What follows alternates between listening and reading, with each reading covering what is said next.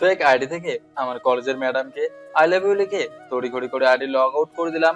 এখন অনেকটা ভয় লাগছে, যদি ম্যাডাম জানতে পারে তাহলে একটা মায়ের মাটিতে পড়বে না। কারণ ম্যাডাম অনেক রাগী, কিন্তু ম্যামকে আমার অনেক ভালো লাগে। প্রথম দেখাতেই ওনার প্রতি 3 কেজি ক্রাশ খেয়ে বসে আছে। যাই হোক, আপনাদের পরিচয় দিয়ে নেই, আমি রাখি। এবার অনার্সে ভর্তি হয়েছি বগুড়ার আজিজুল হক কলেজে। পড়াশোনার পাশাপাশি টুকটাক কবিতা লিখতে ভালোবাসি, কিন্তু একটু দুষ্টু আর চঞ্চল স্বভাবের আমি। আর যাকে প্রপোজ করলাম ওনার নাম পরি। নাম যেমন পরি, দেখতেও তেমনই পরির মতো।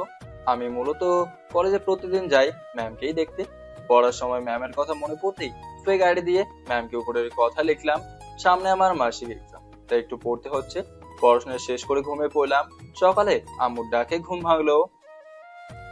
এইটা কি? ওট বলছি, না হলে পানি এনে বিছানায় ঢেলে দেবো। আম্মু দাঁড়াও না, আর একটু ঘুমাই, খুব সুন্দর স্বপ্ন দেখছি। দাঁড়া, তোর স্বপ্ন আমি বের করছি। এক্সাম দিতে যাবি কখন? বলে আম্মু ঝাড়ু থেরাপি দিতে লাগলো। আমি তখনই উঠে এক দৌড়ে ওয়াশরুমে চলে গেলাম। আম্মুর গলায় রাগ থাকলেও মায়া বেশি। মাথায় তখন একটা আতঙ্ক ফুটছে, পরি ম্যাম আমার ফেক আইডির সেই আই লাভ ইউ মেসেজটা দেখেছেন কিনা। যাই হোক, ফ্রেশ হয়ে এসে নাস্তা খেয়ে নিলাম। কলেজ যেতে ইচ্ছে করছিল না, কিন্তু একটাই টান, পরি ম্যাম আর বোরিং এক্সাম। তাই দেরি হয়ে কলেজের উদ্দেশ্যে রওনা দিলাম। কলেজে পৌঁছে এক্সাম হলে ঢুকতেই বুকের ধুকপুকানি দ্বিগুণ। পরি ম্যাম এসেছেন আগেই। টিচার্স ডেস্কে বসে কি যেন দেখছিলেন, চোখ মুখ গম্ভীর, কিন্তু আমার চোখে ঠিক যেন একটা জ্যোতির মতো লাগলো। এই চোখ দিয়ে আমাকে ঘায়েল করে দিতে পারে। হঠাৎ ম্যাম আমার দিকে তাকাতেই আমি তড়িঘড়ি করে মাথায় নিচু করে ফেললাম। মনে হচ্ছিল যেন চোখ দিয়েই আমার অপরাধ বের করে ফেলবেন। এক্সাম চলছিল, অথচ আমার খাতা সাদা, মন ভর্তি শুধু পরি ম্যামের মুখ আর গত রাতে সেই এসএমএস এর ভাবনা। ম্যাম কি আমাকে চিনতে পারবে? হঠাৎ ম্যাম আমার কাছে এসে বলল, কি ব্যাপার, তুমি লিখছো না কেন? ম্যামের কথায় থতমত খেয়ে বললাম, আসলে ম্যাম কিছু মনে পড়ছে না। টেনশন করো না, ভেবে চিন্তে উত্তর দাও। Okay ma'am. এক্সাম শেষে সবাই বেরিয়ে গেল।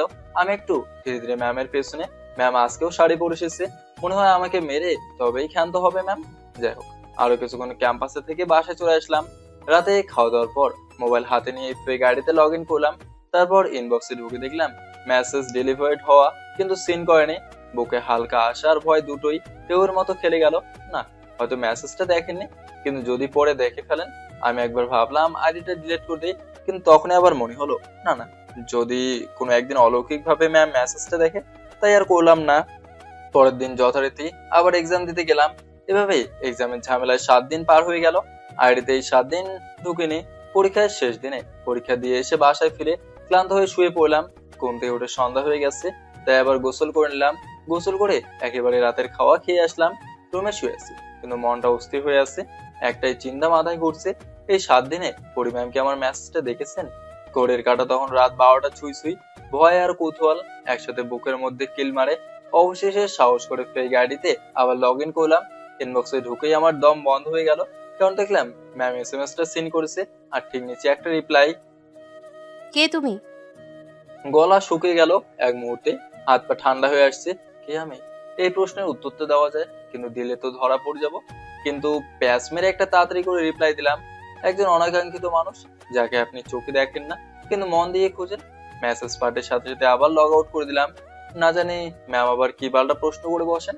তারপর ফোন রেখে ম্যামকে কল্পনায় নিয়ে ঘুমিয়ে পড়লাম। পরের দিন সকালে ঘুম থেকে উঠে ফ্রেশ হয়ে খেয়ে আবার কলেজের উদ্দেশ্যে রওনা দিলাম। কলেজে পৌঁছে ক্লাসে ঢুকলাম। আজকে পরি ম্যামের ক্লাস আছে, তাই তো আমি আজকে তাড়াতাড়ি এসেছি। আমার এক বন্ধু আছে, নাম সাকিব, ও আজ আসে, তাই একাই জানলার পাশে 3তলার ক্লাসে বসে আছি। ভিতরে ভিতরে ম্যামকে দেখার জন্য একদম আগুন ধরছে। ম্যাম ক্লাসে ঢুকলেন আজও এক অসাধারণ সাজে। গাঢ় নীল শাড়ি, হালকা কাজ করা ব্লাউজ, কানে ছোট দুল, আর চোখে গম্ভীর একটা মায়া।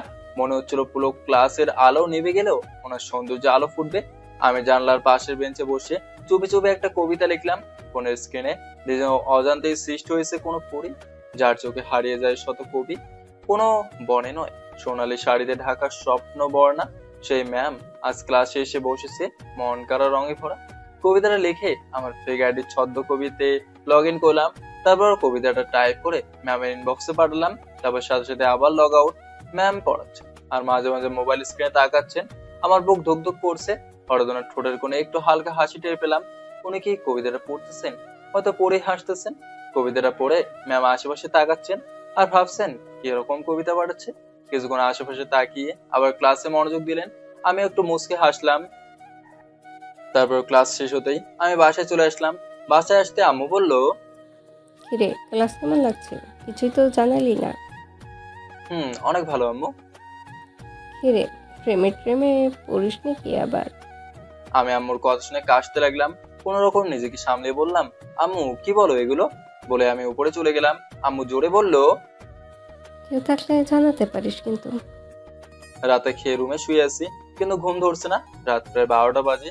চারিদিকে নিঃশব্দতা। জানলার পর্দা একটু দুলছে বাতাসে। বিছানায় শুয়ে আমি ফোনটা হাতে নিয়ে আবার ঢুকে পড়লাম আমার সেই রহস্যময় ফেক আইডিতে।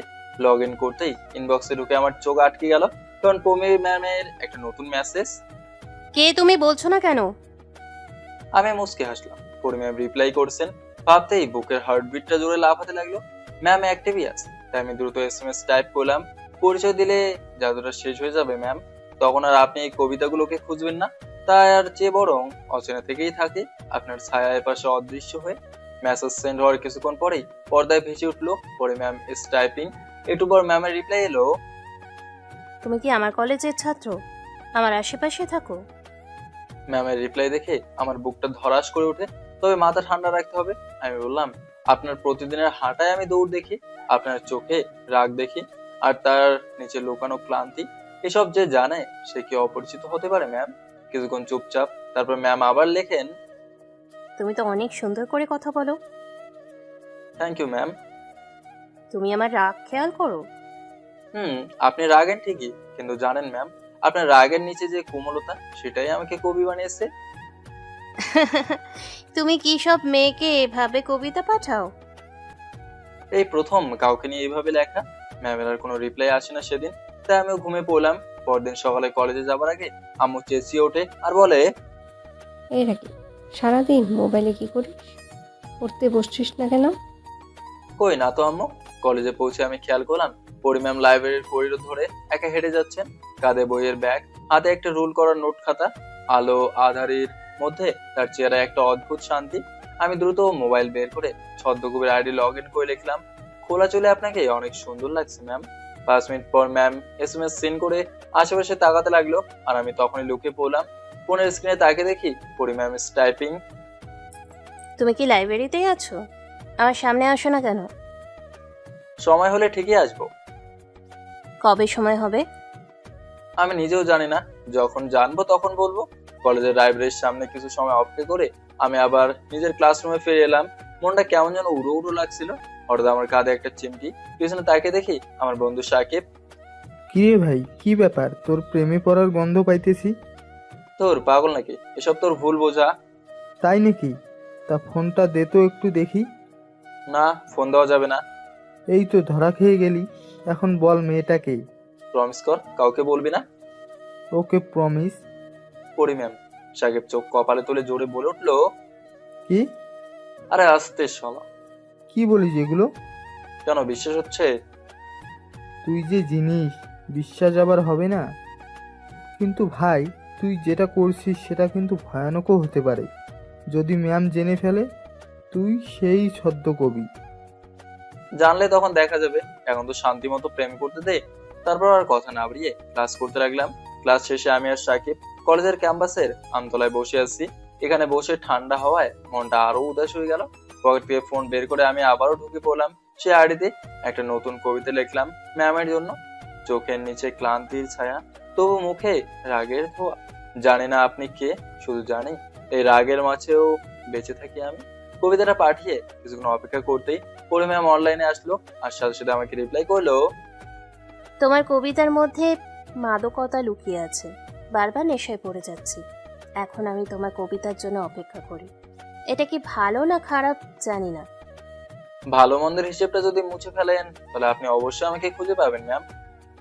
তুমি কি শুধু কবিতাই লেখো নাকি আরো কিছু করো? গল্পও লিখি ম্যাম। ওকে, গল্পের পেজ দাও। আমি মনে মনে বললাম, এই কাম সারছে, গল্পের পেজ দিলেই তো ধরা খাবো, এখন কি করি? তখন ম্যাম আবার জিজ্ঞেস করলো, কি হলো, দাও। ম্যাম আপনার ইনবক্সে গল্প পাঠিয়ে দেবো এক সময়। কেন, পেজ দিলে সমস্যা কোথায়? আছে, পরে বলবো। ওকে। তারপর আরো কিছুক্ষণ কথা বলে আমি বাসায় চলে আসলাম, এসে ঘুমিয়ে গেছি। বিকেলে ঘুম থেকে উঠে ফ্রেশ হয়ে নাস্তা করে নিলাম। আজকে ভাবলাম বাইরে থেকে একটু ঘুরে আসি, তাই বন্ধুদের সাথে আড্ডা দেওয়ার জন্য বের হলাম। কখন যে রাত হয়ে গেছে টেরই পাইনি। ফোন বের করে দেখি 9টা 19 বাজে। রাতে বাসায় ফিরতে ঘটে গেল আরেক ঘটনা। রাস্তায় আসার সময় ফাঁকা রাস্তা পেয়ে আমাকে ছিনতাইকারী ধরলো। তাদেরকে অনেক রিকোয়েস্ট করলাম আর বললাম, দেখেন আপনার সব নিয়ে যান, শুধু আমার এই ফোনটা নিয়েন না। কিন্তু অনেক রিকোয়েস্ট করার পরও তারা আমার কথা শুনলো না। তাই বললাম, অন্তত সিমটা তো দিয়ে যান। কিন্তু সেটাও না করে দিল তারা। আমার কাছে আর কিছুই নেই। আমি মন খারাপ করে বাসায় চলে আসলাম। আমাকে এই অবস্থা দেখে আম্মু জিজ্ঞেস করলো, কি হয়েছে রাকিব? মুখে এমন কালো হয়ে আছে কেন? না আম্মু তেমন কিছু না, ফোনটা ছিনতাই হয়েছে। কি বলিস? ছিনতাই হয়েছে? কোথায়? কিভাবে? আমি সব খুলে বললাম। আম্মু একটু শকড হয়ে গেল, আবার রেগেও গেল। এত রাতে বের হওয়া উচিত হয়নি, সেটা নিয়েও কিছু কথা শুনতে হলো। কিন্তু আমার মন খারাপ ছিল অন্য কারণ। ফোনটাই ছিল ম্যামের সাথে কথা বলার একমাত্র সম্বল। রাতে ঘুম আসছে না। ফোন থাকলে ম্যামের সাথে কথা বলতে পারতাম, কিন্তু সেটা আর হচ্ছে না। অনেক রাতে ঘুম আসছিল। পরের দিন সকালে ঘুম থেকে উঠে আর কলেজে গেলাম না। মনটা ভীষণ খারাপ। খাওয়া দাওয়া করে রুমে শুয়ে আছি আর ভাবছি, ম্যাম কি আমার কবিতাগুলো মিস করে নাকি? শুধু টাইম পাস। এভাবেই 3 দিন কেটে গেল। 3 দিন আমি কলেজে যাইনি। এদিকে ম্যাম ভাবছে, কি ব্যাপার, 3 দিন ধরে ছদ্মবেশী কবি অনলাইনে আসে না কেন? সে কি কোনো বিপদে পড়লো? আমি যে তার কথাগুলো মিস করছি, কিন্তু কেন? আমি তো তাকে চিনিও না ঠিকভাবে। তাহলে কি আমি ওকে না না, এটা কিভাবে সম্ভব? ছেলেটা সম্ভবত আমার ছোটই হবে। আর জুনিয়র ছেলেকে ভালোবাসলাম, কিন্তু মন তো মানছে না। তাকে না দেখে মিস করছি, তার কবিতাগুলো মিস করছি। এদিকে বিকেলে আম্মু কিচেন রুমে রান্না করছে। আমি পিছন থেকে বললাম, আম্মু বল। কি করছো? কি লাগবে বল। তুমি কেমনে জানলে আমার কিছু লাগবে? আমি তোকে পেটে রাখছি, সো তোর পেটের খবর আমি ভালো করেই বুঝতে পারি। Okay fine. আব্বুকে বলো না আমাকে একটা নতুন ফোন কিনে দিতে। মোবাইল তো তোকে দেওয়া যাবে না, এমনিতেই তোর সমস্যা, তুই সারাদিন মোবাইল টিপিস। আম্মু আব্বুকে বলো না প্লিজ।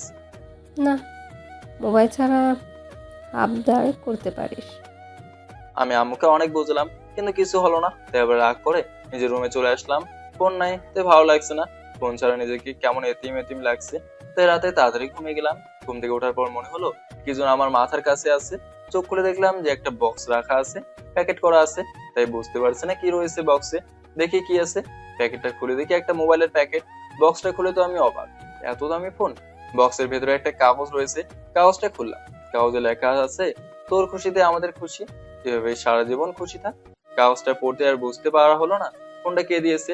খুশিতে আমার আব্বু আম্মুর জন্য চোখে পানি চলে এসেছে। তারা সত্যি সন্তানের একটু কষ্ট সহ্য করতে পারে না। যাই হোক, অনেক খুশি। ফ্রেশ হয়ে নিচে গিয়ে সরাসরি আম্মুকে জোর ধরলাম আর বললাম, থ্যাংক ইউ সো মাচ আম্মু। হয়েছে, আর থ্যাঙ্কস দিতে হবে না। পাশে আব্বু ছিল, তখন আব্বু বলে উঠলো, যা চাচ্ছ সেটা দিচ্ছি।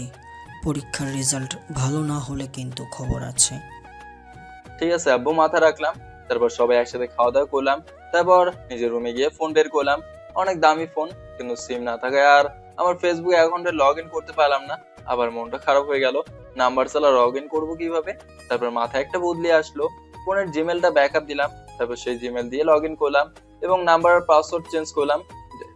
ইনবক্সে ঢুকে আমি রীতিমতো অবাক হয়ে গেলাম। পরি ম্যাম 9টারও বেশি এসএমএস করে রেখেছে। এসএমএস ছিল এরকম, এই ছেলে, কি হয়েছে তোমার? অনলাইনে আসো না কেন? আমাকে কবিতা কে শোনাবে? যখন চলেই যাবে তাহলে কেন এসেছিলে? তোমার কবিতাগুলো অনেক মিস করছি, সাথে আরো স্যাড ইমোজি। আমি এগুলো দেখে টাস্কি খেয়ে গেলাম। এ তো দেখে মেঘ না চাইতে বৃষ্টি।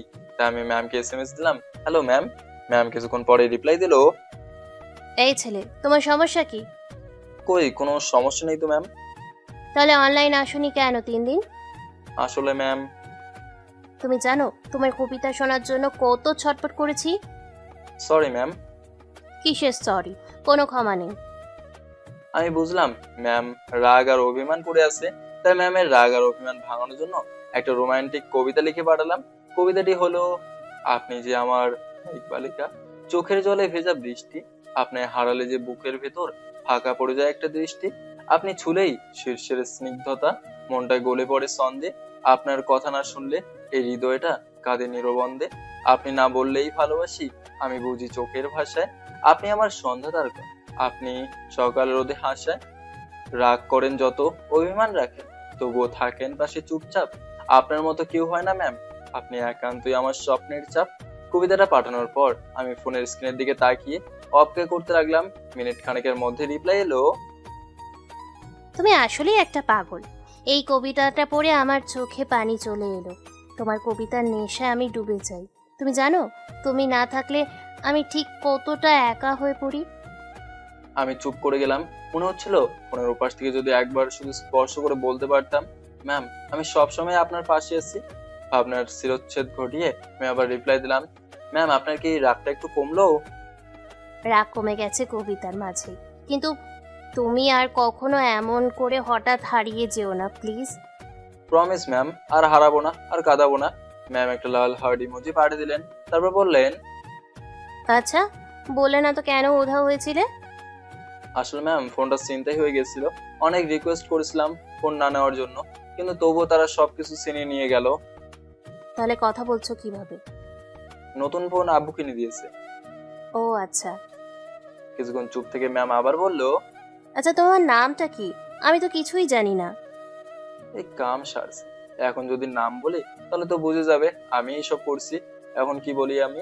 ম্যাম আবার লিখলেন, কি হলো, বলো তোমার নাম কি? ম্যাম আমি এভাবে নাম বলতে চাই না। মানে? মানে যেদিন আপনার সামনে আসবো আমি চাই সেদিনই আপনি আমার সবকিছু জানতে পারবেন। বাহ, ব্যাপারটা কিন্তু অনেক ইন্টারেস্টেড। অনেক কিছু লুকিয়ে আছে তোমার মধ্যে, অনেক রহস্য। আমি চাই সেই রহস্য আপনি নিজেই উদ্ঘাটন করেন। আচ্ছা ঠিক আছে, আমি তোমার রহস্য খুঁজে বের করবো অবশ্যই, কিন্তু কিন্তু কি? কিন্তু এখন তোমাকে আমি কি নামে ডাকবো? এই লাইনটা যেন আমাকে একটু ভাবিয়ে তুললো। এখন আমাকে কি নামে ডাকতে পারে? ম্যাম আবার লিখলেন, কি হলো, বলো তোমাকে কি নামে ডাকবো? আমি চোখ বন্ধ করে কিছুক্ষণ ভাবলাম, তারপর টাইপ করতে শুরু করলাম। ম্যাম আমি চাই আপনি আমার কবিতার ছন্দে আমাকে খুঁজুন, যার প্রতিটা শব্দে আপনি আছেন সেই তো আমি। একটু থেমে আবার টাইপ করলাম, ম্যাম আমাকে আপাতত পিচ্চি স্বপ্নচরী নামে ডাকতে পারেন। পিচ্চি স্বপ্নচারী? সেটা আবার কেমন নাম? এই নাম দিলাম কারণ যে আপনার স্বপ্নে হাঁটে আর বাস্তবে আপনাকে খুঁজে বেড়ায়, নিঃশব্দে সেই তো স্বপ্নচারী। আর আমি আপনার থেকে ছোট, তাই তো পিচ্চি স্বপ্নচারী। ম্যাম এসএমএস টা দেখে একটু মুস্কি হাসির ইমোজি দিল আর টাইপিং করলেন। হৃদস্পন্দনও একটু বেড়ে গেল। ফোনের স্ক্রিনের দিকে এক দৃষ্টিতে তাকিয়ে রইলাম। তারপর আবার ম্যামের রিপ্লাই এলো, তুমি সত্যিই পাগল আর অন্যরকম রোম্যান্টিক। আমি তোমাতে যে আসক্ত হয়ে যাচ্ছি পিচ্চি স্বপ্নচারী। মন যা চায় তা করতে দিন ম্যাম। তবে মনে রেখো, আমি কিন্তু একদিন ঠিকই তোমাকে খুঁজে বের করব। তখন কিন্তু মুখ লুকিয়ে পালাতে পারবে না। আমি মুস্কি হেসে ফেললাম, ঠিক আছে ম্যাম, আপনি যদি খুঁজে পান আমি ধরা দেব। এমন মুহূর্তে মনে হচ্ছিল যেন এই জীবনে আমি কিছু একটা ঠিক করছি। এই মানুষটা যাকে সবাই ভয় পায়, যিনি ক্লাসের সবার সামনে রাগী কণ্ঠে কথা বলেন, তিনি এতটা নরম, এতটা মায়াবী হতে পারেন, সেটা কল্পনাও করিনি। কিছুক্ষণ পর ম্যাম আবার বলে উঠলো, আচ্ছা, আজকে তো অনেক কথা বললাম, আমাকে একটা কবিতা শোনাও। আমি শুনে ঘুমিয়ে পড়বো, কাল ক্লাস আছে। তোমার নেই? আছে ম্যাম, আপনার ক্লাস করার জন্য হলেও যাব। তাই নাকি? জি ম্যাম। ওকে, এখন একটা কবিতা শোনাও আমার জন্য। ওকে ম্যাম, এটা শুধু আপনার জন্য। বলে আমি টাইপ করলাম, রাতের আকাশে চাঁদের আলো, তবুও চোখে ভাসে এক মুখ আলো, যিনি রাগে ঝড় তোলেন ক্লাসরুমে, আসলে তিনি হৃদয়ের গভীর কাব্যরূপে। আপনি আছেন বলেই তো স্বপ্ন দেখি, ঘুম বাংলাও থেকে যায় আপনার দেখি, চোখের সামনে নয় তবু মন জুড়ে আপনি, নিঃশব্দে ভালোবাসি, নামেন সেই স্বাক্ষর আমি। আপনি আছেন বলেই রাতটা রঙিন হয়, স্বপ্নের ভেতরেও আপনার মুখ খুঁজে রয়। আমি তো শুধু একজন পিচ্চি স্বপ্নচারী, আপনার হাসিতে বাঁধা আমার হৃদয় যাত্রী। আপনি যখন বলেন তোমায় খুঁজে নেব, তখনই মনে হয় এই জীবনটা স্বপ্নেও বেশি কেবল। আপনার একটুখানি যত্নেই মন ভরে যায়, আপনি আছেন বলেই তো প্রেমের। কবিতাটা শোনার পর ম্যাম কয়েকটা হার্ট পাঠিয়ে দিল, তারপর বলল, কিভাবে এত সুন্দর কবিতা লেখো? আমি মোবাইল হাতে বসে আছি, বারবার পড়ছি ম্যামের মেসেজটা, চোখে মুখে এক ধরনের লজ্জার গর্ব মিশে যাচ্ছে। আপনাকেই তো দেখে লিখি ম্যাম, আপনি না থাকলে আমার কলমও থমকে যেত। ম্যাম লিখছে। তুমি আসলে প্লে বয়। সি ম্যাম, মোটেই না। বয়সে ছোট হতে পারে, কিন্তু ভালোবাসতে জানি ম্যাম। আর আপনি ছাড়া কারোর সাথে এসএমএস করি না। তুমি শুধু পিচ্ছি না, পাক না পিচ্ছি। আচ্ছা বাই, আমি ঘুমাবো। Okay ma'am, bye. বলে আমরা দুজনে অফলাইনে চলে গেলাম। তারপর ম্যামকে কল্পনা করতে করতে কখন যে ঘুমিয়ে গেছে জানি না। সকালে ঘুম থেকে উঠে ফ্রেশ হয়ে নাস্তা করে নিলাম, তারপর রেডি হয়ে কলেজে চলে গেলাম। এসে দেখি সাকিব আগেই আসছে। ওকে বললাম, কিরে দোস্ত, কি খবর? ভালোই। আরে প্রেমিক সাহেব যে। চুপ শালা, ক্লাসে চল, ম্যামের ক্লাস শুরু হয়ে যাবে আবার। হ্যাঁ তো যাবি, তোর রাজকন্যার ক্লাস যে। চুপ করবি তুই, বেশি কথা বলস। আচ্ছা সরি। তারপর আমরা দুইজন গিয়ে জানলার পাশে সিটে বসে পড়লাম। 9টা বাজতেই ম্যাম যথারীতি ক্লাসে প্রবেশ করলো। আজকে ম্যাম ব্ল্যাক শাড়ি পরেছে, চুলটা খোলা, চোখে হালকা কাজল, ঠোঁটে একটা স্মিত হাসি। দেখে আমার বুকের ভেতরটা যেন কেঁপে উঠলো। মনে হলো যেন সিনেমার কোনো দৃশ্য সামনে ঘটে যাচ্ছে। আমি তড়িঘড়ি করে পকেট থেকে মোবাইলটা বের করলাম, ডেস্কের নিচে লুকিয়ে ম্যামকে একটা এসএমএস করলাম। আজকে আপনাকে দেখে মনে হলো ভালোবাসা সত্যিই কোনো রং বাঁধা নয়, কিন্তু আজ ব্ল্যাক রং ও প্রেমে পড়েছে, কারণ সেটা আপনি পড়ছেন। ম্যাম হয়তো ব্যস্ত ছিলেন। কয়েক মিনিট পরে ম্যামের ফোনে ভাইব্রেট হলো। উনি ফোনের স্ক্রিনে তাকাতেই চোখে মুখে কিছুটা কনফিউজড হাসি নিয়ে ফোনের স্ক্রিনে তাকালেন। তারপর আশেপাশে তাকাতে আমি তড়িঘড়ি করে চোখ সরে নিলাম। পাশ থেকে সাকিব কানের কাছে ফিসফিস করে বলল, এই শালা কি করছিস, ম্যাম বুঝে ফেলবে। ম্যামের সেই চাহনি আমাকে পাগল করে দিবে রে। উফ, ম্যাম তো আজকে একদম ফাটাফাটি লাগছে ভাই। চুপ কর ভাই, একটু আসতে বল, তুই তো দেখছি আমাকেও ফাঁসাবি। এরপর ক্লাস শুরু হলো, কিন্তু আমার মন তো ক্লাসে নেই। আমার চোখ শুধু ম্যামের প্রতিটা অঙ্গভঙ্গি, প্রতিটা শব্দ আর হাঁটার স্টাইলে আটকে। এদিকে একটু পর দেখি আমার মোবাইলে একটা এসএমএস এলো। আর এসএমএসটা দেখে আমার মাথা ঘুরে গেল, কারণ এসএমএসটা ছিল, এই তো একটা বোকামি করে ফেললে। আমি একটা হিন্ট পেয়ে গেলাম। তুমি আমাকে দেখছো, মানে তুমি এই ক্লাসের স্টুডেন্ট। এখন আমার খুঁজতে আরো সুবিধা হলো। আমি এসএমএসটা দেখে জিহ্বাতে কামড় দিলাম। আর ভাবলাম আসলেই তো একটা বোকামি করে ফেললাম। Shit! তারপরে কোনো এসএমএস না দিয়ে আমি ক্লাসে মনোযোগ দিলাম। ক্লাস শেষে ক্যাম্পাসে বসে আছি। এমন সময় ক্যাম্পাসের সবার সামনে সিনিয়র বড় ভাইয়া ম্যামকে হাঁটু করে প্রপোজ করে বসলো। আমরা ক্যাম্পাসের সবাই হা হয়ে গেলাম। ছেলেটার সাহস দেখে আমার তো সাহসের প্রশংসা করার চেয়ে রাগ বেশি হচ্ছে। আমার স্বপ্নের রাজকন্যাকে প্রপোজ করেছে। ম্যাম, আমি আপনাকে অনেক দিন থেকেই ফলো করি। আমি আপনাকে অনেক পছন্দ করি। প্লিজ আমাকে লাল গোলাপের ভালোবাসা গ্রহণ করুন। এ কি দেখলাম ম্যামও ছেলেটার হাত থেকে ফুলটা নিল। আমি মনটা খারাপ করে চোখটা নিচু করে ফেললাম। আর সাথে সাথে থাপ্পড়ের সাউন্ড শুনতে পেলাম। আমি চোখ তুলে দেখি ছেলেটা বাম গালে হাত দিয়ে দাঁড়িয়ে আছে, আর ম্যাম রাগের আগুন হয়ে আছে। ম্যাম সাথে সাথে বলল, অসভ্য বেয়াদব কোথাকার। ম্যামকে রেসপন্স দিতে জানো না? কাকে কি বলতে হয় সেটাও জানো না? তোমার কলেজে অ্যাডমিশন দিয়েছে কে? ছেলেটা বাম গালে হাত দিয়ে মাথা নিচু করে ফেললো। Sorry ma'am. ফার্দা যদি এসব করতে দেখি, সোজা কলেজ থেকে রাস্টিকেট করে দিব। বলে ম্যাম চলে যেতে লাগলো। সাকিব আমার কাঁধে হাত দিতেই আমি চমকে উঠলাম। তখন সাকিব বলল, দোস্ত দেখলি তো কেমন অবস্থা, তোরও পরিণতি আমি এরকম দেখতে পাচ্ছি। তাই সুযোগ থাকতে কেটে পড়, ম্যামের স্বপ্ন দেখা বন্ধ কর। শালা তুই আমার বন্ধু নাকি শত্রু বলতো? তুই আমাকে একটু হেল্প করবি, তা না উল্টো আমাকে ভয় দেখাচ্ছিস। বন্ধু বলেই তোর ভালো চাই, তাই সাবধান করছি। হয়েছে, এখন বাসায় চল। হুম। বলেই আমরাও যে যার বাসার দিকে রওনা দিলাম। গেটের সামনে আসতেই গেটে দেখতে পেলাম টুলেট বোর্ড ঝোলানো। কি ব্যাপার, আব্বু কি বাসা ভাড়া দিবে নাকি? তাড়াতাড়ি করে কলিং বেল চাপতেই আম্মু ভেতর থেকে দরজা খুলে দিল। আম্মু বলল, ভিতর গিয়ে ফ্রেশ হয়ে নে, আমি খাবার দিচ্ছি। আম্মু বাইরে টুলেট বোর্ড লাগাইছো কেন? বাসা কি ভাড়া দেবে নাকি? হুম। কেন? তোর আব্বুর ট্রান্সফার হয়েছে দিনাজপুর, তো সে ওখানেই চলে যাবে। তোর পড়াশোনার জন্য আমি আর তুই যেতে পারছি না, কিন্তু বাসায় কিভাবে একা থাকবো, তাই তোর আব্বুর উপর ফ্ল্যাটটা ভাড়া দিবে। আসলে টাকার জন্য ভাড়া দিতেছি না, বাসায় মানুষ থাকলে ভালো লাগবে, সিকিউরিটির একটা ব্যাপার আছে না। ঠিক আছে, তোমরা যা মনে করো। বলে আমি উপরে চলে গেলাম। উপরে গিয়ে ফ্রেশ হয়ে নিলাম। তারপর খাওয়া দাওয়া করে রুমে শুয়ে আছি।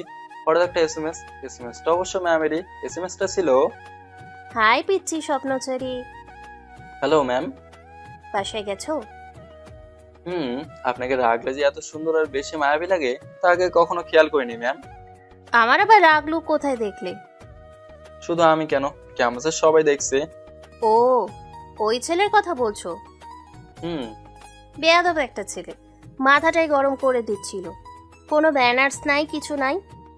ম্যাম একটা কথা বলবো? তোমার কথা শোনার জন্যই তো অনলাইনে আসি। সাহস করে বললাম কিন্তু। আরে বলো, সমস্যা নেই।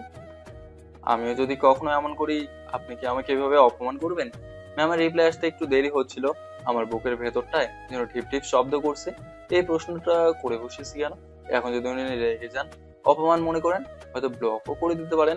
কিছুক্ষণ পর রিপ্লাই এলো, আমি তোমাকে চিনি না এখনো, কিন্তু একটা ব্যাপার বুঝতে পারছি, তুমি ওরকম না। তুমি কখনো আমার সম্মান ভাঙতে পারবে না, আর তুমি করলে সেটা হবে ভিন্ন, বুঝলে, অন্যরকম। তার মানে বুঝতে পারলাম আমার জন্য একটু হলেও ফিলিংস আছে। তার মানে অনেক খুশি হলাম আমি। লুঙ্গি ড্যান্স দিতে ইচ্ছে করছে, কিন্তু নিজেকে কোন রকম সামলে নিলাম। তারপর ম্যাম নিজেই বললেন, আচ্ছা, একটা কথা বলি। জি অবশ্যই ম্যাম, বলেন। আমরা কি কিছুক্ষণ ফোনে কথা বলতে পারি? তোমার পিক বা পরিচয় না দাও, কিন্তু ভয়েসটা তো শুনতে পারি। অনেক শুনতে ইচ্ছে করছে, প্লিজ। আমার বন্ধুরা বলেছিল ফোন কলে আমার ভয়েস নাকি অন্যরকম শোনায়, তা আমিও কেন জানি না করতে পারলাম না, কারণ আমিও ম্যামের ভয়েসটা শুনতে ইচ্ছুক। তাই বললাম আচ্ছা ঠিক আছে। নাম্বার দাও। 019827। ম্যাম 1 মিনিট পরেই ফোন দিল। আমি রিসিভ করতেই হ্যালো, আসসালামু আলাইকুম। কণ্ঠ শুনেই আমি আবারও এক দফা ক্রাশ খেয়ে গেলাম। কণ্ঠ শুনে মনে হচ্ছে আমি পরীর রাজ্যে আছি, যে আমার সামনে গান গাচ্ছে। আমার চুপ করে থাকা দেখে সে আবার বলল, হ্যালো, আসসালামু আলাইকুম। জি ওয়ালাইকুম আসসালাম। কি ব্যাপার পিচ্চি স্বপ্নচারী, তোতলাচ্ছ কেন? কণ্ঠ শুনে ক্রাশ খাইছো নাকি? এই যা, ম্যাম কেন জানলো? সত্যি তো খাইছি। তারপর ম্যাম আবার বলল, কি হলো, কথা বলো না কেন? না এমনি। যাই হোক, আপনার কণ্ঠটা অনেক সুন্দর ম্যাম। কেন, পিচ্চির ভালো লাগছে বুঝি? জি। যাক, তবুও ভালো লাগলো। আর তোমার ভয়েসটাও কিউট আছে। Thank you ma'am. তারপর আরো কিছুক্ষণ ম্যামের সাথে কথা বলে রেখে দিলাম। তারপর কখন যে ঘুমিয়ে পড়ছিলাম মনে নেই। ঘুম থেকে উঠে দেখি সন্ধ্যা হয়ে গেছে। তাই ফ্রেশ হয়ে একটু ছাদে গেলাম। সন্ধ্যায় লাইটের আলো সারা শহরকে জেগে রেখেছে। দেখতেই মনটা ভালো হয়ে গেল। অনেকক্ষণ ছাদে থাকার পর রুমে এলাম।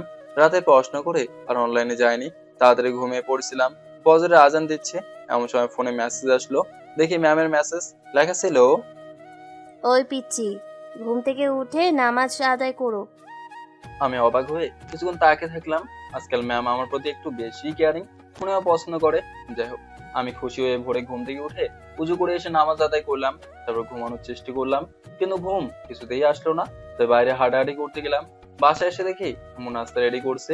আম্মু আমাকে দেখে তো অবাক, যে ছেলেকে 9টার আগে ডেকেও ঘুম থেকে তোলা যায় না, সে আজ ভোর 6টায় উঠেছে। আম্মু কাছে এসে মাথায় হাত দিয়ে বলল, কিরে, জ্বর হয়নি তো? আম্মু কি বলছো এগুলো?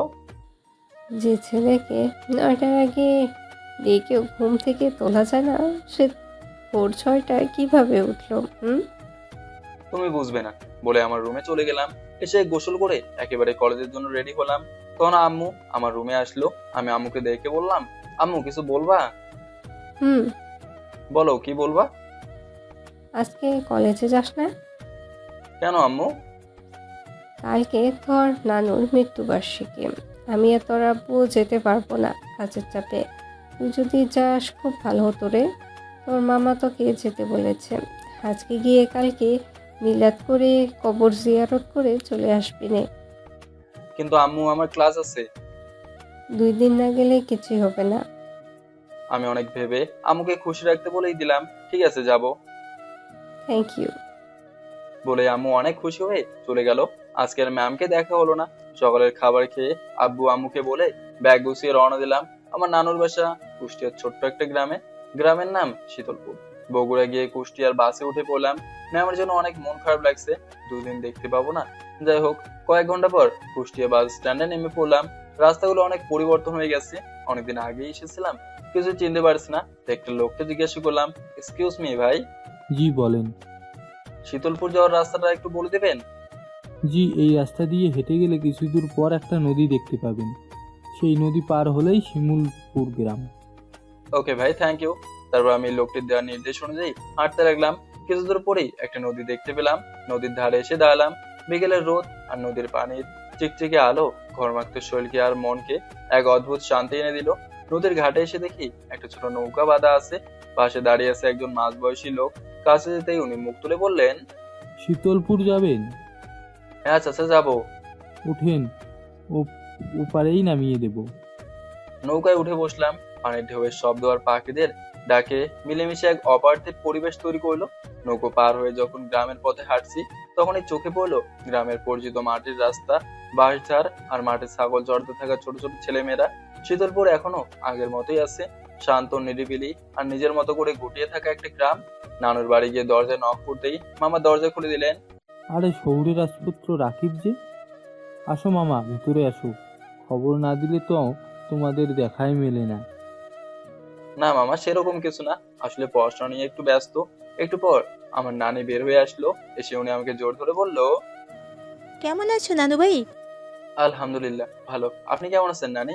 আলহামদুলিল্লাহ ভালো। নানুকে বুঝি একবারও দেখতে ইচ্ছা করে না? ইচ্ছা অনেক করে নানু, ব্যস্ততায় আসা হয় না। তারপর এভাবে সবার সাথে কুশল বিনিময় করে রুমে ঢুকলাম। ভেতরে ঢুকে নানুর ছবি দেখে বুকটা হু হু করে উঠলো। এই মানুষটার হাত ধরে ছোটবেলায় মসজিদে গিয়েছি। ঘুমিয়ে পড়লে মাথায় হাত বুলিয়ে ঘুম পাড়ি দিয়েছেন। কাল ওনার জন্য মিলাদ আর দোয়ার আয়োজন। খাওয়া দাওয়া করে রাতে ছাদের উপর উঠে চাঁদের আলোতে বসে আছি। বাতাসে ধান ক্ষেতের গন্ধ। গ্রামে নেটওয়ার্কের অনেক সমস্যা, তাই ম্যামের সাথে কথা বলতে পারছি না। মনটা অনেক খারাপ। হঠাৎ কারো আসার শব্দ শুনতে পেলাম, তাই তাড়াতাড়ি করে ফোনটা পকেটে রেখে দিলাম। পিছনে তাকে দেখে আমার মামাতো বোন মিম আমাকে দেখেই বলল, কেমন আছো ভাইয়া? ভালো আছি, তুমি কেমন আছো? আমিও ভালো আছি। আমাকে চিনতে পারছো? চিনবো না কেন, তুমি মিম। যাক, তবু ভালো চিনছো। শহর থেকে তো সাদা মোলার মতো হয়ে গেছো ভাইয়া। এই খবরদার। তুমি তো আমাদের ভুলেই গেছো। আমরা গ্রামে থাকি বলে আমাদের ভালো লাগে না বুঝি? এটা কি ধরনের কথা? এরকম বললে কিন্তু সত্যি আর আসবো না। আচ্ছা সরি নাও। তা তুমি এখন কোন ক্লাসে? ইন্টার ফার্স্ট ইয়ার ভাইয়া। তা আমাদের ভাবি কেমন আছে? কে ভাবি? আরে তোমার জিএফ। ভালোই আছে। তার সাথেই কথা বলার জন্য ছাদে আসো নাকি? হুম দেখি ভাবি পিক। আমার কাছে নেই। মানে কি ভাইয়া, তোমার জিএফ আর তোমার কাছে পিক নেই? কাহিনী কি বলো তো ভাইয়া? তারপর আমার আর ম্যামের ব্যাপারটা মিমকে সবটাই করে বললাম। সব শুনে মিম বলল, ভাইয়া এ তো পুরোই সিনেমার মতো, কিন্তু ভাবিকে দেখার খুব ইচ্ছে ছিল। বিয়ের পর দেখো। ঠিক আছে, অপেক্ষায় থাকলাম। কিছুক্ষণ পর নানি নিচ থেকে ডাক দিল। তখন মিম বলল, আসো, দাদি ডাকতেছে, নিচে আসো। বলে আমি আর মিম নিচে চলে আসলাম। তারপর নানির রুমে আরো কিছুক্ষণ আড্ডা দিলাম। তারপর আমাকে থাকতে দেওয়া রুমে এসে শুয়ে পড়লাম। পরের দিন সকালে ঘুম থেকে উঠে ফ্রেশ হয়ে খাওয়া দাওয়া করে নিলাম। সকাল থেকেই মিলাদের জন্য আয়োজন, সবাই কাজে লেগে পড়ছে, তাই আমিও সবার সাথে কাজে লেগে পড়লাম। দুপুরের মধ্যে অন্যান্য খালা, খালু আর ভাই বোনেরা চলে আসলো, তাদের সাথেও কথা হলো। বিকেলে মিলাদের জন্য বাসায় মানুষ আসতে শুরু করলো। সন্ধ্যার মধ্যে মিলাদ আর কবর জিয়ারত সেরে রাতে খাওয়া দাওয়ার আয়োজন করা হলো। খাওয়া দাওয়া শেষে মানুষজন চলে গেল, আমরাও খেয়ে নিলাম সবাই। রাতেই বাসার উদ্দেশ্যে বগুড়া রওনা দিতে চাইলাম, কিন্তু মামা, নানি, মামি কিছুতে আর আসতে দিলেন না, তাই বাধ্য হয়ে আরেক রাত থাকতে হলো। রাতে সব খালারাও থেকে গেল, তাই নানি, খালা, সব ভাই বোন অনেক জমিয়ে আড্ডা মারা হলো। আমার আম্মু থাকলে আরো অনেক আড্ডা জমতো। কতদিন পর আমরা সব খালাতো, মামাতো ভাই বোন একত্র হয়েছি, তা বলা মুশকিল। সবাইকে দেখতে পেয়ে আমার অনেক ভালো একটা সময় কাটলো। তাই সারা রাতেই সবার সাথে আড্ডা দিলাম। ভোর রাতে একটু ঘুমিয়েছিলাম, ঘুম ভাঙলো দুপুর 1টায়। উঠে তো আমি নিজেই অবাক, কখন এত ঘুমালাম আর মামা মামি ডাকও দেয়নি। ঘুম থেকে উঠে একেবারে গোসল করে খাওয়া দাওয়া সেরলাম। বিকেলের দিকে সবার থেকে বিদায় নিয়ে বগুড়ার উদ্দেশ্যে রওনা দিলাম। আসার সময় নানি আমাকে জড়িয়ে ধরে অনেক কেঁদেছেন। আমারও তখন মন খারাপ হয়েছিল। মিমা আসার সময় ফিসফিস করে বলল, ভাইয়া পরের বার তোমাদের ওখানে গেলে যেন ভাবিকে দেখতে পাই। ইনশাল্লাহ বলে রওনা দিলাম। মামা নদীর পার হয়ে এসে বাস পর্যন্ত এগিয়ে দিয়ে গেল। প্রায় 4 ঘন্টা জার্নি করে রাত 8টায় বগুড়া বাস স্ট্যান্ডে নামলাম। সেখান থেকে সিএনজি করে 9টার মধ্যে বাসার সামনে চলে আসলাম। ভাড়া মিটিয়ে দরজায় কলিং বেল চাপতে আম্মু দরজা খুলে দিল আর বলল, কিরে কেমন আছিস? ভালো আছি আম্মু, তবে অনেক টায়ার্ড। ঠিক আছে, ফ্রেশ হয়ে খেয়ে রেস্ট নে। আমি খাবো না আম্মু, ঘুমিয়ে যাব। কাল সারা রাত জেগেছিলাম, খালা নানি মামা মামি ঘুমাতেই দেয়নি। অনেক মজা করলি মনে হয়, তুই তো যেতেই চাইলি না। মজা করছি কিন্তু তোমাদের অনেক মিস করছি।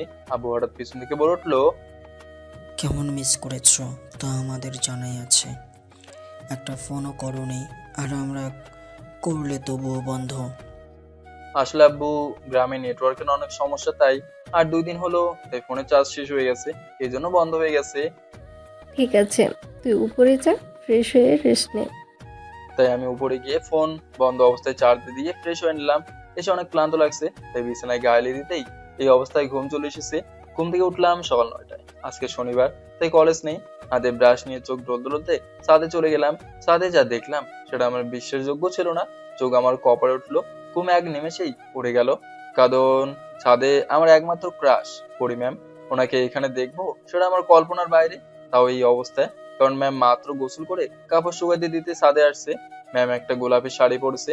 ম্যামের শাড়ি এমন হয়ে আছে যে পেছন থেকে তার কোমর বোঝা যাচ্ছে। ওনার ফর্সা কোমর দেখে আমি আরেক দফা ক্রাশ খেলাম। আমি চুপচাপ দাঁড়িয়ে গেলাম, যেন শরীরটা এক নিমেষে স্থির হয়ে গেছে। হাতে ব্রাশ, মুখে এখনো টুথপেস্টের ফেনা, সব ভুলে গেছি আমি। শুধু তাকিয়ে আছে এক দৃষ্টিতে। পরিমাণ তখনও তার ভেজা চুলগুলো হাত দিয়ে পেছনে টানছেন। রোদের ঝিলঝিলে আলোতে তার গায়ের ফর্সা ত্বকটা যেন আরো উজ্জ্বল লাগছে। গোলাপি শাড়িটার আঁচল বাতাসে হালকা উঠছিল, আর সেই সাথে তার কোমরের নিচের দিকের ভেজা চুলগুলো থেকে যখন পানি গড়িয়ে পড়ছিল, তখন মনে হলো কোনো রূপকথার পরি নেমে এসেছে আমাদের এই ছাদের আকাশে। তার প্রতিটি ভেজা চুলের ফোঁটা যেন আমার হৃদয়ের তালে তালে পরে ধ্বনি তুলছিল। ধুপ ধুপ ধুপ, বুকটা কেমন যেন কেঁপে উঠছে। কল্পনায় ম্যামের দিকে এগিয়ে গিয়ে বলতে ইচ্ছে করছে, ম্যাম আপনি জানেন না, আজকে এই সকালটা আমার জীবনের সবচেয়ে সুন্দর সকাল হয়ে গেছে, শুধুমাত্র আপনাকে দেখে। হাতের ব্রাশটা কখন যে পড়ে গেছে আমি খেয়ালই করিনি। একটা না তাকিয়ে আছে, যেন চোখের পলক ফেলতেই এই দৃশ্যটা হারিয়ে যাবে। ম্যাম তখন তার শাড়ির আঁচলটা ভালোভাবে গুছিয়ে নিচ্ছিলেন, কিন্তু আমার চোখ তখন তার ক্রমের মোহে আটকে। আকাশটা রোদে ঝলমল করছে ঠিকই, কিন্তু আমার মনে হচ্ছে আমি নিজেই কোনো রোদেলা স্বপ্নে দাঁড়িয়েছি আমার কল্পনার রাজ্যে। পরি ম্যাম তখন ধীরে ধীরে ঘুরে আমার দিকে তাকালেন। ম্যাম এদিক ঘুরতে আমাকে দেখে একটু চমকে উঠলেন। তখন আমি ওনার দিকে তাকিয়ে বললাম, আসসালামু আলাইকুম ম্যাম। ওয়ালাইকুম আসসালাম। তুমি আমাদের কলেজের ছাত্র রাকিব না? জি ম্যাম, আমি রাকিব। তা তুমি এখানে? ম্যাম এটা তো আমাদেরই বাসা, আপনি এখানে? ও, আমরা কাল এসেছি তোমাদের ওপর তলায়। ও আচ্ছা ম্যাম। তোমাকে তো কাল দেখিনি। একটা কাজে বাইরে গেছিলাম, রাতে এসেছি ম্যাম। ও আচ্ছা, থাকো তাহলে, পরে কথা হবে। ওকে ম্যাম, আল্লাহ হাফেজ। আল্লাহ হাফিজ। বলে ম্যাম নিচে চলে গেল। আমার তো খুশিতে লুঙ্গি টাচ দিতে ইচ্ছে করছে, কিন্তু লুঙ্গি না থাকাতে দিতে পারলাম না। যাই হোক, আমিও খুশি হয়ে নিচে চলে গেলাম। গিয়ে আম্মুকে বললাম, আম্মু আমাদের দোতলায় ভাড়ি আসছে। হ্যাঁ, উনি তো আর আব্বুর বন্ধু। ঢাকা থাকতে আমাদের উনি অনেক হেল্প করেছে। এতদিন তারা অন্যের বাসায় ভাড়া থাকতো, এখন তো আব্বু কাল ওদের নিয়ে এসেছে। ওনারা অনেক ভালো মানুষ। ওনার মেয়ে তো তোদের কলেজেরই টিচার। তারপর আমি আমার রুমে গিয়ে ফ্রেশ হয়ে নিলাম। তারপর নাস্তা খেয়ে নিজের রুমে গিয়ে ভাবলাম, 2 দিন হলো ম্যামের সাথে কথা হয়নি, আজকে একটু আইডিতে ঢুকি। যেই ভাবে সেই কাজ, তাড়াতাড়ি করে ফোনটা বন্ধ থেকে খুললাম। আর তখনই একের পর এক এসএমএস আর ফোন আসতে লাগলো। আর সব এসএমএস ছিল ম্যামের। এই 2 দিনে সব এসএমএস এর ফোন কল একসাথে ঢুকেছে, প্রায় 50টারও বেশি এসএমএস আর 20টারও বেশি কল। ফেসবুক আইডিতে লগ ইন করে দেখি ওই একই অবস্থা, এসএমএস এর সমারোহ। দেখি ম্যাম অ্যাক্টিভই আছে, তাই লিখলাম হ্যালো ম্যাম। সাথে সাথে ম্যাম সিন করলো আর টাইপিং করলো। তুমি অনেক খারাপ। কেন ম্যাম, আমি আবার কি করলাম? তুমি আমাকে না বলেই 2-3 দিনের জন্য শুধু হারিয়ে যাও আর আমাকে কষ্ট দাও। Sorry ma'am. কিসের sorry? Sorry is not accepted. কেন? কারণ তুমি শুধু আমাকে অপেক্ষায় রেখে কষ্ট দাও। তুমি কি জানো না, এখন তোমার সাথে কথা বলা, তোমার কবিতা আমার অভ্যেসে পরিণত হয়েছে। জানি তো। তাহলে সব জেনেও কেন তুমি এরকম করো? এই 2 দিন তোমাকে কত এসএমএস আর ফোন কল দিয়েছি, তুমি কি একটারও রিপ্লাই দিয়েছো বলো? কথাটি বলেই ম্যাডাম কয়েকটি স্যাড আর কান্নার ইমোজি পাঠিয়ে দিলেন। আমি বুঝতে পারলাম সত্যিই ম্যামের মন খারাপ হয়েছে। ম্যামের রাগ ভাঙাইতে হবে এখন। তো ম্যামকে বললাম, সরি ম্যাম, আর এরকম হবে না। এবার কোথাও গেলে আপনাকে বলে যাব, প্রমিস। তোমার মিথ্যে প্রমিস করতে হবে না, যাও। মিথ্যা না, সত্যি এবার থেকে বলবো। আমি তোমাকে বিশ্বাস করছি না, যাও। আমি বুঝলাম এখনো ম্যাম আমার উপর রাগ আর অভিমান নিয়ে বসে আছে, তাই তার রাগ আর অভিমান ভাঙানোর জন্য বললাম, রাগ করে আছেন কেন বলুন না ম্যাম, আমি তো আপনাকেই মানে আমার প্রাণ। আপনার অভিমানে ভাঙে বুকের ঘর, হাসি খুশি মনটা হয় কেন জানি করুন। আপনার চোখে যদি পড়ে এক ফোঁটা জল, আমার আকাশটাই যেন ঢেকে যায় কালো ছল। আপনার ফোন না এলে নিঃশব্দে কাঁদি, দিন রাত মিলে যায় হারায় পথ খুঁজি। আপনি যে নীরব, বিশ্বটা থেমে যায়। আপনার অভিমানের হৃদয় ভেঙে যায়। একটাবার বলুন না, ভুলে গেলাম সব। আমি তো শুধু আপনার নেই কোনো ঢল, কবিতায় আপনার ছায়া, গল্পে আপনার নাম, স্বপ্নে দেখা পাই শুধু আপনিই ম্যাম। ভুল হলে ক্ষমা চাই হাত জোর করে, আপনার একটা হাসিতেই আমার জীবন যেন ভরে। ভালোবাসি বলি না, তবু মন জানে ম্যাম, আপনিই তো আছেন আমার হৃদয়খানে। কবিতাটা পড়ে ম্যাম হার্ড ইমোজি পাঠালেন, তারপর আবার বললেন, এইটার জন্য বারবার কলে যাই তোমার কাছে। কিভাবে লেখো, তুমি একটা পিচ্চি ছেলে। রাগটা কি কমলো ম্যাম? কমছে। তোমার উপরে আমি রেগে থাকতে পারি না। Thank you ma'am. এভাবে আরো কিছুক্ষণ কথা বলে ফোনটা রেখে দিলাম। বিকেলে কিছুই ভালো লাগছে না, তাই আজকে বন্ধুদের ফোন করে আমার আড্ডার জায়গায় আসতে বললাম। আমিও সময় মতো আড্ডার জায়গায় পৌঁছে গেলাম। আড্ডা দিতে দিতে আজকেও কখন যে রাত হয়ে গেছে বলতে পারি না। আবার ছিনতাইকারীর ভয় লাগলো, তাই ফোন হাতে নিয়ে সাবধানে রাখতেই ফোনের দিকে তাকে দেখি ম্যামের 13টা মিসড কল। আজ আমারে খাইছে। ফোন সাইলেন্ট ছিল তাই টের পাইনি। আবার ফোন দিয়েছে, আমি রিসিভ করে ভয়ে ভয়ে বললাম, হ্যালো ম্যাম। ম্যাম অনেক রাগান্বিত হয়ে বললো, ওই কুত্তা, তোকে কয়বার ফোন দিয়েছি দেখ। সরি ম্যাম, খেয়াল করিনি, ফোন সাইলেন্ট ছিল। তা আপনি কোন মহাকর্মে কোথায় আছেন স্যার, শুনি, যে ফোন সাইলেন্ট করে রাখতে হবে আপনার? বন্ধুদের সাথে আড্ডা দিতেছি। কি, এত রাতেও আড্ডা? এখনো বাসায় যা বলতেছি, না হলে আমি আর তোর সাথে কথা বলবো না। না না, যাচ্ছি। বাসায় গিয়ে খেয়ে লক্ষ্মী ছেলের মতো আমায় ফোন দিবে। ঠিক আছে। রাখছি। বলেই কল কেটে দিল। কেন জানি না ম্যামের সাথে কথা বলতে কেমন ফিল হয়, ওনার সামনে দুধে ভাত হয়ে যায়। আর দেরি না করে ভয়ে ভয়ে বাসায় চলে এলাম। বাসায় আসতে আম্মু বলল, কিরে আজকে এত দেরি করলি যে? তোর শিক্ষা হয়নি তাই না? সরি আম্মু, আর হবে না। যা ফ্রেশ হয়ে আয়, আমি খাবার দিচ্ছি। ওকে। তারপর ফ্রেশ হয়ে খাওয়া দাওয়া করে রুমে আসলাম। এসে আবার ম্যামকে ফোন করলাম, হ্যালো। পিচ্চি স্বপ্নচারী, খাওয়া দাওয়া হয়েছে? জি ম্যাম। এই তো, গুড পিচ্চি। শোনো, এত রাত পর্যন্ত বাসার বাহিরে থাকবে না। ঠিক আছে। আচ্ছা, একটা কথা বলি। অবশ্যই। তোমার কি সিনিয়র মেয়ে পছন্দ? কেন ম্যাম? এই যে আমি তোমার সিনিয়র ম্যাম, তবুও কথা বলো। হ্যাঁ, ভালো লাগে। কেন? কারণ সিনিয়র মেয়েরা অনেক বেশি ভালোবাসে, আর সাথে শাসনও করে, তবে আদর একটু বেশি করে। পিচ্চিটা তো অনেক পাকনা আর অনেক দুষ্টু। দুষ্টু না হলে ভালোবাসবো কেমনে, আর রোমান্টিক কবিতাই বা লিখবো কেমনে? তাই তো। আচ্ছা ম্যাম, রাখছি, কাল কথা হবে, আমার খুব ঘুম পাচ্ছে। আল্লাহ হাফিজ। লক্ষ্মীর মতো ঘুমিয়ে পড়ো। বলেই ফোন কেটে দিলাম। তারপর কিছুক্ষণ পরেই ঘুমিয়ে পড়লাম। সকালে ঘুম থেকে উঠে ম্যামকে দেখার নেশায় আজকে আবারও ছাদে চলে গেলাম। ছাদে এসে দেখি আজকে ম্যাম আসেনি। মনটাই খারাপ হয়ে গেল, হয়তো আজকে লেট করে এসেছি। নিচে নামার উদ্দেশ্যে পেছনে ঘুরতেই আমি চমকে উঠলাম, কারণ ম্যাম ছাদে আসছে। তার মানে আমি আজকে আগে আসছি। ম্যামকে দেখে বললাম, আসসালামু আলাইকুম ম্যাম। ওয়ালাইকুম আসসালাম। এত সকালে তুমি এখানে? আমি মনে মনে বিড়বিড় করে বললাম, আপনাকে দেখার জন্যই তো এত সকালে উঠতে হলো। ম্যাম আবার বিড়বিড় শুনে বলল, কিছু বললে বিড়বিড় করে? না ম্যাম, আমি প্রতিদিন সকালেই ঘুম থেকে উঠে ছাদে একটু হাঁটাহাঁটি করি, এতে শরীর ও মন দুটোই ভালো থাকে। ম্যামকে জ্যান্ত একটা মিথ্যে কথা বললাম, কারণ আমি সকালে ওঠা তো দূর, 10টার আগে আম্মুর ডাক না দিলে উঠতেই পারে না।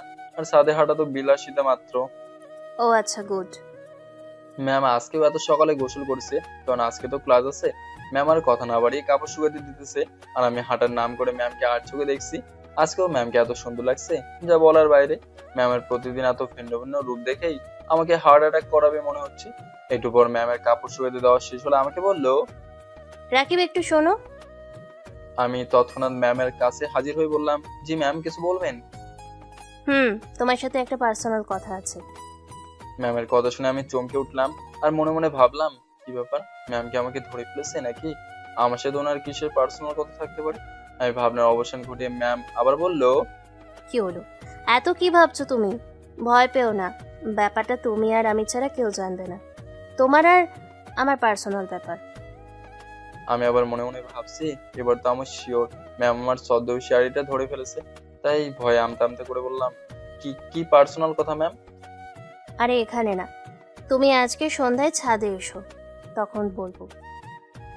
আচ্ছা ঠিক আছে ম্যাম, বলে আমি চলে যেতে লাগলাম। তখন পিছন থেকে ডেকে ম্যাম আবার বলল। আর শোনো, আমি আবার পিছন ঘুরে পিছু সরে বললাম, জি। আজকে কলেজে যাবে না? ক্লাস আছে তো। যাবো ম্যাম। তাহলে একসাথেই যাব, তুমি নিচে ওয়েট করো। ওকে ম্যাম, বলে আর 1 সেকেন্ড দেরি না করে নিচে চলে আসলাম। এসে ফ্রেশ হয়ে নাস্তা খেয়ে নিলাম। উপরে কলেজে যাওয়ার জন্য রেডি হতেই দেখি কোনো একটা এসএমএস আসলো। এসএমএস ওপেন করে দেখি ম্যামেরই এসএমএস। লেখা ছিল, কি ব্যাপার পিচ্ছি, আজকে একবারও কি ম্যামকে মনে পড়েনি? আমি এসএমএসটা দেখে মুচকি হেসে রিপ্লাই দিলাম যে আমার মনে সব সময় গেঁথে আছে, তাকে কি 1 সেকেন্ডের জন্য ভোলা যায়? থাক, হয়েছে, আর বলতে হবে না। মনে থাকলে অন্তত একবার গুড মর্নিং জানাতে পারতে। আচ্ছা সরি। কলেজে আসছো তো? Ma'am. Okay, bye. Bye ma'am, বলেই ফোন রেখে রেডি হয়ে নিচে ম্যামের জন্য অপেক্ষা করতে লাগলাম। একটু পরে দেখি ম্যাম আজকে নীল শাড়ি পরে আমার দিকে আসছে। চোখ যেন আমার ওখানেই থমকে গেছে। কখন যে ম্যাম আমার কাছে চলে আসছে আমি টেরই পাইনি। ম্যাম এসে আমাকে বলল, চলো এখন। কিন্তু আমি ম্যামের কথা শুনতেই পেলাম না। আমি ধ্যানে শুধু ম্যামই আছি। আমি আবার বলল, রাকিব চলো। ম্যামের কথা আমি চমকে উঠলাম আর বললাম, সরি ম্যাম, বুঝতেই পারিনি কখন চলে আসছেন। মন কই থাকে তোমার? আপনার কাছে। কি? কিছু না, এখন চলেন। একটা রিক্সা ডাক দাও। রিক্সায় যাবেন? আমি তো রিক্সাতেই যাই। তাহলে আমি কিসে যাব? কেন, আমার সাথে রিক্সায়। ম্যামের কথা শুনে আমি ম্যামের দিকে অবাক হয়ে তাকালাম আর ভাবলাম, হাই হাই, ম্যাম কি বলছে? আমি আর উনি নাকি একই রিক্সায় যাব? এবার তো 100% শিওর যে ম্যাম বুঝতে পারছে আমি ওনার ছদ্ম কবি। আমার ভাবনার ছেদ ঘটিয়ে ম্যাম আবার বললেন, এরকম হাঁ করে দাঁড়িয়ে না থেকে রিক্সা ডাক দাও, ক্লাস মিস হয়ে যাবে। জি ম্যাম, ডাকছি। বলে আমি পাশে থাকা একটা রিক্সাকে ডাক দিলাম। রিক্সা কাছে আসতেই আগে ম্যাম উঠে বসলেন, তারপর আমাকে বললেন, উঠে বসো। জি আচ্ছা। বলে আমি রিক্সায় উঠে পড়লাম। আমি নিজের ভাষায় হারিয়ে ফেলেছি। মনে মনে অনেক খুশি হয়েছি। ঠিকভাবে মনে মনে লুঙ্গি ডান্সও দিতে পারছি না, কারণ ম্যাম বুঝে যাবে আজ তো মেঘনা চাইতেই বৃষ্টি। আজকে আমি ম্যামের কত কাছে, তার পাশাপাশি বসে গায়ের সাথে গা ঠেকে। অবশ্য আমার গা ঠেকতেই আমি আবার দূরে সরে বসছি। আমার এরকম করা দেখে ম্যাম বলে উঠলো, এভাবে বসছো কেন, পড়ে যাবে, এগিয়ে এসে বসো। না ম্যাম, এখানেই ঠিক আছে। বলছি না এগিয়ে এসে বসো। না ম্যাম, ঠিক আছে। এরকম জেদ করতে করতে একটা গর্তে চাকা পড়লো আর আমি অমনি রিক্সা থেকে হুমড়ি খেয়ে পড়ে গেলাম। আমার এই অবস্থা দেখে ম্যাম একটু জোরেই হাসতে লাগলো। এই মুহূর্তে আমার তো ম্যামের সামনে লজ্জায় মাথা কাটা যাচ্ছিল। যার সামনে একটু হিরে হতে চাইলাম তার সামনে এসে লজ্জা পেলাম। আমার কপালটাই খারাপ। ম্যাম কোন রকম হাসি থামিয়া আমাকে বলল, তোমাকে বললাম ওইভাবে বসো না, পড়ে যাবে। নাও, জিদ করে কি হলো, আসো উঠে বসো আবার, তেমন কেউ দেখেনি, নাও। বলেই ম্যাম মুখ লুকিয়ে আবার মুসকে মুসকে হাসতে লাগলো। আমি মনে মনে বললাম, অন্য মানুষ দেখলেও আমার কিছু যায় আসে না, কিন্তু যার কাছে লজ্জা পাই তার সামনেই এমন হলো। কিছু বললে? না। আবার দূরে বসছো। বলে ম্যাম আমার হাত ধরে তার দিকে টেনে নিল। এই প্রথম আমি ম্যামের হাতের স্পর্শ পেলাম। মনে হলো এইভাবেই সারা জীবন উনি আমার হাত ধরে থাক। একটু পর কলেজ আসতেই আমি গেটের সামনে নেমে গেলাম আর ম্যাডাম রিক্সা নিয়ে ভেতরে প্রবেশ করলো।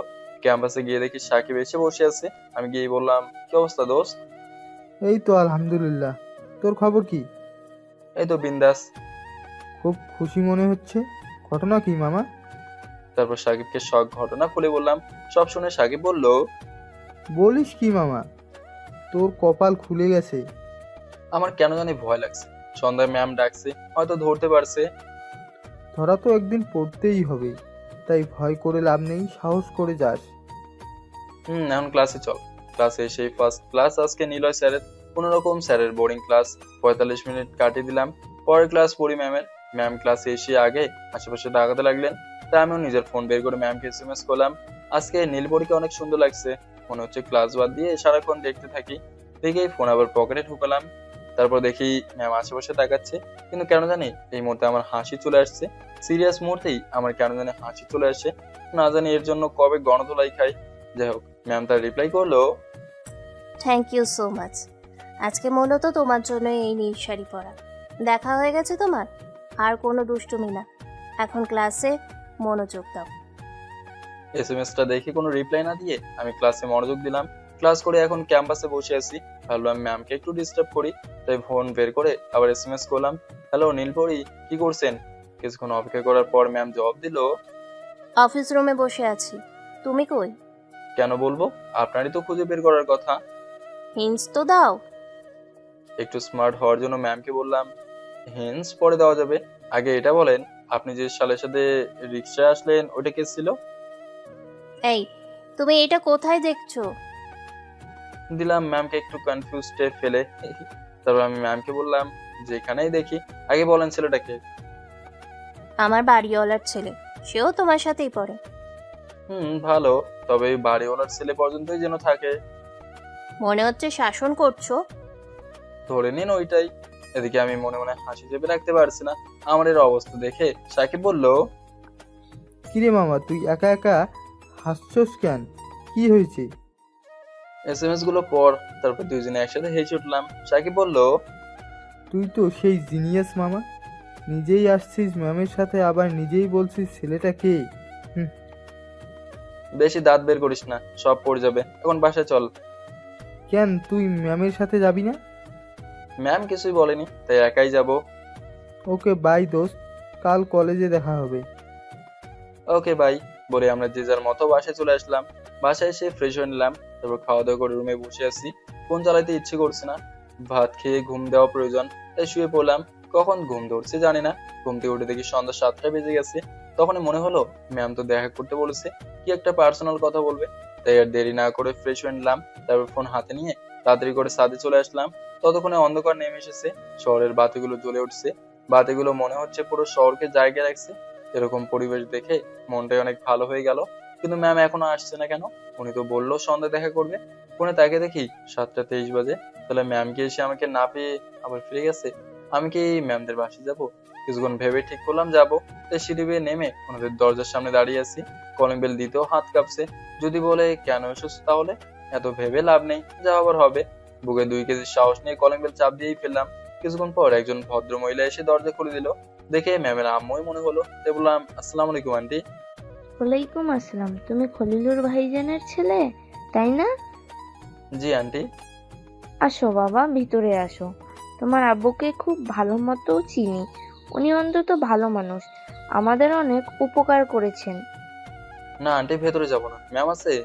কে, পড়ি? জি আন্টি। আছে। তুমি ওর রুমে যাও। না আন্টি, আজকে ভেতরে যাব না, আপনি ম্যামকে ডেকে দেন। আরে আসো তো ভিতরে। বলে আন্টি আমার হাত ধরে ভেতরে নিয়ে গেল। তারপর বলল, তুমি ওই রুমে যাও, ওখানে পড়ি আছে, আমি তোমার জন্য নাস্তার ব্যবস্থা করি। আমি ম্যামের রুমে যেতে লাগলাম। তারপর দরজার সামনে যেতেই মনে হলো একবার দরজায় টোকা দেওয়া উচিত, তাই কোনো চিন্তা ভাবনা না করে দরজায় টোকা দিলাম। ম্যাম ভেতর থেকে বলল, আরে নক দেওয়ার কি আছে, ভিতরে আসো। তাই আমি সরাসরি নায়ক স্টাইলে রুমে এন্ট্রি নিলাম। কিন্তু এবারও নায়কগিরি ফলাতে পারলাম না। রুমে ঢুকতেই চোখ আমার কপালে উঠলো, কারণ ম্যাম শাড়ি পরছে। পুরোটা পরাই হয়নি, অর্ধেক পরে বসে আছে। কোমল হাত দিয়ে আসলের ভাঁজ ঠিক করছিলেন। চুলগুলো খোলা এলোমেলো ভাবে কাঁধের ওপর পড়ে আছে, এজন্য কোনো কবিতার অবিন্যস্ত ছন্দ। ম্যাম নিচু হয়ে শাড়ির ভাঁজ ধরে আছে। উনি এখন আমাকে লক্ষ্য করেন। ম্যামের শাড়ির আঁচল পড়ে আছে, আর স্পষ্ট তার নাভি বোঝা যাচ্ছে, যেন আমাকে আকর্ষণ করছে। সেই মুহূর্তে আমার নিঃশ্বাস থমকে গেল। মুহূর্তটা এতটাই সুন্দর, এতটাই হৃদয়ে কাঁপানো ছিল যে আমি কথা বলতেই ভুলে গিয়েছিলাম। একটু পর ম্যামই বললেন, মামা ওখানে দাঁড়িয়ে না থেকে আমার শাড়ির কুচিটা ধরো, আমি একা পারছি না ঠিক করতে। ম্যামের কথায় আমার জ্ঞান ফিরল, তাই আমি বললাম, ম্যাম আমি রাকিব। ম্যাম আমার কণ্ঠ শুনে সাথে সাথে উপর দিকে তাকালো, আর চোখ বড় বড় করে সাথে সাথে চিৎকার দিয়ে উঠলো।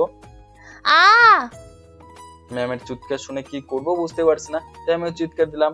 আহ তারপর আমি বললাম, আরে ম্যাম, চেঁচানোর আগে আঁচলটা তো তুলুন, তারপর চেঁচান। বলে আর এক মুহূর্ত দেরি না করে চোখ বন্ধ করে সেখান থেকে বেরিয়ে আসলাম। ম্যামের চিৎকার শুনে আন্টি কিচেন রুম থেকে দৌড়ে আসছে।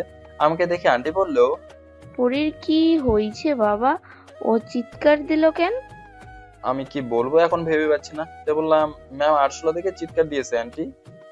এই মেয়েকে নিয়ে যে আমি কি করি বাবা, ছোট একটা আরশোলাকে এত ভয় পেলে চলে? আমি ভাবলাম কি না কি। বলে আন্টি আবার কিচেন রুমে যেতে লাগলো। আমাকে বের হয়ে যেতে দেখে উনি আবার বললো, তুমি চলে যাচ্ছ কেন বাবা, কিছু খেয়ে যাও। না আন্টি, আজ খাবো না, অন্যদিন এসে খাবো। মনে মনে বললাম, যে জিনিস দেখলাম এমনিতেই পেট ভরে গেছে। তারপর তাড়াতাড়ি করে আবার ছাদে চলে আসলাম। আমি এখনো মনে হয় সেই সময়টাতে আটকে আছি, আমার নেশাই কাটছে না। ভাবছি রুমে চলে যাবো, তাই পিছন ঘুরতেই কারো আসার শব্দ শুনতে পেলাম, তাই আর গেলাম না। একটু পর দেখলাম ম্যাম আসলো, এসে আমাকে বললো, এই ছেলে, তোমাকে এরকম আমার রুমে ঢোকার পারমিশন কে দিয়েছে? এ মা, আপনিই তো দিলেন, দরজা তো নক করছি। আমি তো ভাবছি আমার আম্মু। সেটা তো আমার দোষ না, আমি কেমনে জানবো আপনি আন্টিকে ভাবছেন? আচ্ছা, তুমি তো কিছু দেখোনি তাই না? আমি এখন কি করে বলবো, অনেক কিছুই তো দেখছি। ম্যাম আবার বললো, কি হলো, চুপ করে আছো কেন? কিছু দেখিনি। সত্যি? সত্যি। তুমি আমাকে খুঁজতে বাসায় গেছো কেন?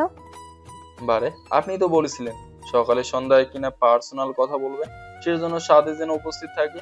আমি এসে দেখি আপনি নেই, তাই ভাবলাম আপনি হয়তো এসে চলে গেছেন, তাই গেছিলাম। বুঝলাম। তো কি পার্সোনাল কথা বলেন?